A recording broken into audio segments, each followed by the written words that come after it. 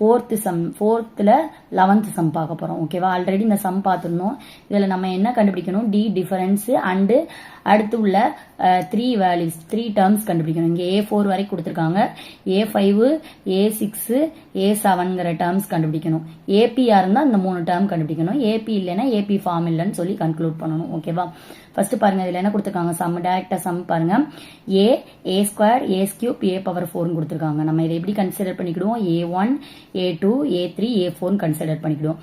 இங்க பாருங்க, ஹியர் இப்போ என்ன பண்ணுவோம், A2ல இருந்து A1 மைனஸ் பண்ணுவோம். A2 மைனஸ் A1, அதுக்கடுத்து A3 மைனஸ் A2, அதுக்கடுத்து A4 மைனஸ் A3 போடுவோம். A3 minus A2 A4 minus A3. ஓகேவா, இங்கே A2 என்னது A², A1 என்னது A² மைனஸ் A, இது வந்து A³ minus A² minus A², இது A4 A3. ஓகேவா, A4 மைனஸ் A3. ஓகேவா, A² மைனஸ் ஏவை எப்படி பிரிப்போம், A மைனஸ் 1ன்னு பிரிப்போம்.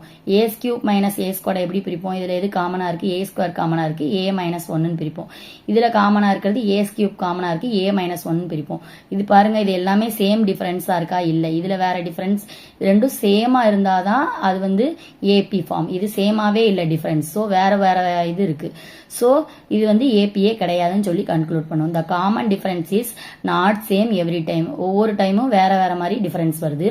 So the given series does not form and AP. அவ்வளோதான், முடிஞ்சிச்சு. ஓகேவா, அடுத்து பாருங்க, 4th 12th சம் பார்ப்போம்.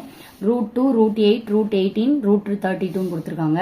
இதை நம்ம என்ன பண்ணுவோம், A1 A2 A3 A4ங்கிறத எழுதிக்கிடுவோம். A2 minus A1 A3 minus A2 A4 minus A3ங்கிறத எழுதிக்குவோம்.